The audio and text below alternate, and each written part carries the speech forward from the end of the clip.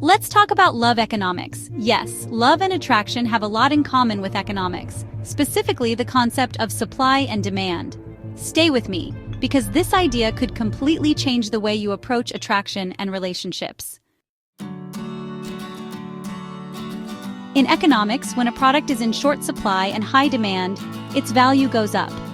But when something is widely available, its value tends to decrease. The same principle applies to relationships. If you're seen as someone who's in high demand, someone others admire or want to be around, your charm score skyrockets. Here's the thing. People are naturally drawn to what others want. It's a subconscious response. When someone sees that others are interested in you, it signals that you're valuable, desirable, and worth their attention. Think about celebrities. They may not always be the most attractive or talented people, but their millions of fans make them magnetic. Their charm score is through the roof because they're in such high demand. So how do you apply this principle to your own life and raise your charm score? You don't need a fan club or paparazzi. You just need a few simple strategies to subtly showcase that you're admired by others. Let me break it down. Here are some strategies to raise your charm score. First, use trusted friends. Ask a mutual friend you trust to casually praise you in front of the person you're interested in. It doesn't need to be over the top. Something simple like, "She's so great at insert skill," can work wonders. But make sure it's subtle. If your beloved catches on that you've planned it, the magic is gone. Find ways to mention compliments you've received in everyday conversations. For example, "Oh, funny story. I was at a meeting, and the interviewer said they liked my confidence."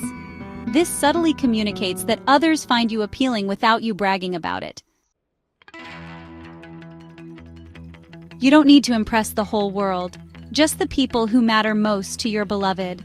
Their friends, family, or close circle are your key players.